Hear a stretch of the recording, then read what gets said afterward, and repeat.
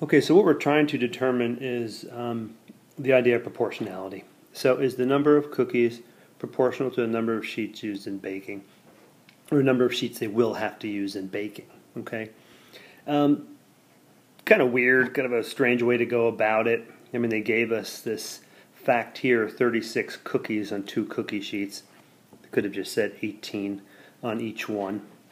So we've already determined that unit rate is going to be 18 cookies per sheet.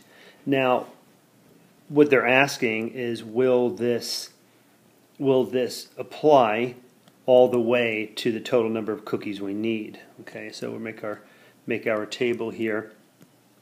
I'm not sure if it was clear what they were asking. I thought it was a little bit hard to understand myself, but here we go. Number of cookies. No, I'm sorry. This is number of sheets. Will be our x value. Number of sheets, and this is number of cookies, and then we have our unit rate, or our constant of proportionality. Okay, get used to that term. Okay, and again, our first one we saw 2 sheets makes 3 cookies. Unit rate 18 cookies per sheet. Okay, now we have that done. Now, I mean, we can continue here, and we could go 4 sheets, and we know that's going to be twice as many here, so it's going to be 72 cookies, and it's still, of course, the unit rate is going to hold, and we know it's going to hold for throughout. But one thing we need to actually pay attention to, or need to determine before we can apply any of these numbers here, is this right here. So 3 cookies for each of the 96 students. So the best thing to do, I would say, is go ahead and figure out how many cookies we need total. That's 288. Okay, so we could just cut to the chase right down here and put our 288 cookies that we need. And if we need 288 cookies, and we have our unit rate of 18, all we need to do is then divide, okay? Because this is our k value. Remember, we had y equals x times k, okay? So we have our k value, we have our y value, all right? So we have 288 equals x times 18. And to get that, we need to divide, and we'll divide 288 divided by 18. And if you did that, you would have come up with 16.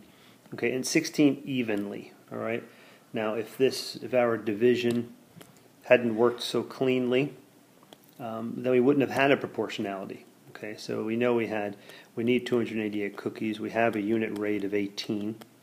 We divide, and we get this perfect number of 16. If this ended up to be 16.4 or 18 or whatever, then we wouldn't have had that. It wouldn't have been proportional. Okay, but as it is indeed. Okay, and we go ahead and fill in our values here. Unit rate we know is 18.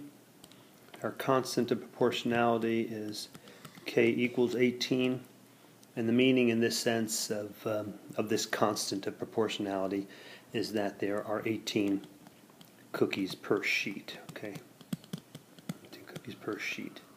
Just so you know what all this refers to. Okay, now here's interesting. Now we can actually apply some of what we've learned here to solve a problem. So it took 2 hours to bake 8 sheets of cookies. If Brandon and his mother begin baking at 4 p.m., when will they finish baking the cookies? Okay, so take a few minutes to work that out using our unit rate to assist you. All right, and pause and then come back and we'll talk about it. Okay, so if we know from our prior work and our prior table that it takes 16 sheets to bake our 288 cookies, that was the total we'd need for all 96 students, we can just apply this here. If we know that 8 sheets take 2 hours, 16 sheets are going to take 4 hours, okay, because we could use a ratio for this. We could say 8 to 2 is the same as or equivalent to 16 to 4, okay, and that's sheets and hours. So here's sheets and here's hours, okay, and again we could do the same thing with fractions, equivalent ratios, okay, same exact thing. Now, this is not the answer though to the question, which again I want you to pay really close attention to this year. We have 4 hours. It's going to take 16 sheets for the total cookies, but the question was, when will they finish baking? Okay, so if they started at 4, add 4 hours, they'll finish at 8 o'clock p.m. Okay, and that is the correct answer, because the of course you always get credit for the process, but sometimes in the test the final answer needs to be correct. So the final answer would not have been 4 hours, but rather would have been 8 o'clock p.m. Okay, so one last example before we close the lesson and let you go and take care of doing your problem sets and your exit ticket. Okay, and this is called French class cooking. I'll read it for you here. Suzette and Margot want to prepare crepes for all of the students in their French class. A recipe makes 20 crepes with a certain amount of flour, milk, and 2 eggs. The girls know that they already have plenty of flour and milk, but need to determine the number of eggs needed to make 50 crepes because they are not sure they have enough eggs for the recipe. Okay, now this may indeed be something that could be realistic to one's life. So let's go ahead and take a look at it. Let's go ahead and make a... A. Considering the amount of eggs necessary to make the crepes, what is the constant of proportionality? Okay, so to figure that out, we need to create some ratios, or to create a fraction.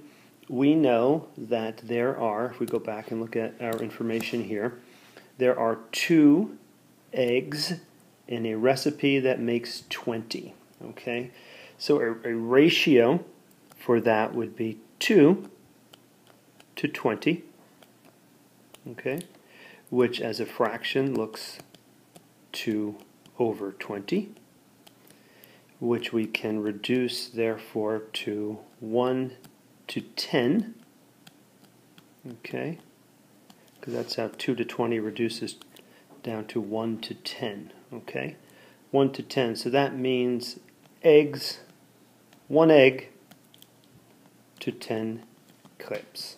Okay, 1 egg to 10 clips. So if we have this constant of proportionality, which would be expressed as either 1 to 10 as a ratio or 1 over 10 as a fraction, we can then apply that to our problem, and we could answer question C. But first, let's go ahead and answer question B here.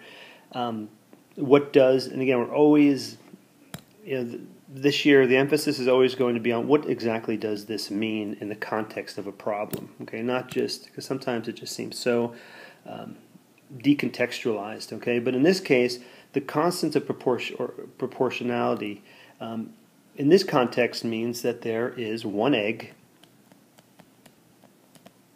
needed to make 10 clips. Okay, so yeah, so 1 egg needed to make 10 clips. All right, so now in letter C, we are asked how many eggs will be needed for 50 clips. Okay, so if we go back, look at the work we did here. If we know there are 1 to 10, we know 1 to 10 is the ratio we're working with, or 1 to 10 in this case. Okay, all we have to do is apply that So 1 to 10, our constant of proportionality, or our unit rate. Okay, 1 to 10 here. If we needed 50, making an equivalent ratio would be 5, because 1 to 10 is the same as, or equivalent, or consistent with 5 to 50. So we know we would need 5 eggs to make 50 clips. Okay? Alrighty, so let's just go ahead and look at our lesson summary here. Again, just to remember that this idea of another name for the constant that relates the measures of two quantities is what we call that constant of proportionality right here. Okay, and unit rate, just always remembering unit rate, constant of proportionality are the same thing. Okay, so let me just read this lesson summary with you before closing. If a proportional relationship is described by the set of ordered pairs that satisfies the equation y equals k times x, where k is a positive constant, then k is called the constant of proportionality. We are going to look at, in lesson 7, we are going to go ahead and look further at this constant of proportionality, but we're going to look at it further in terms of equations. Okay, so go ahead, finish your problem set, do your exit ticket, stay on track, check the Google Classroom, make sure you're getting all assignments in and on time. Okay, thanks.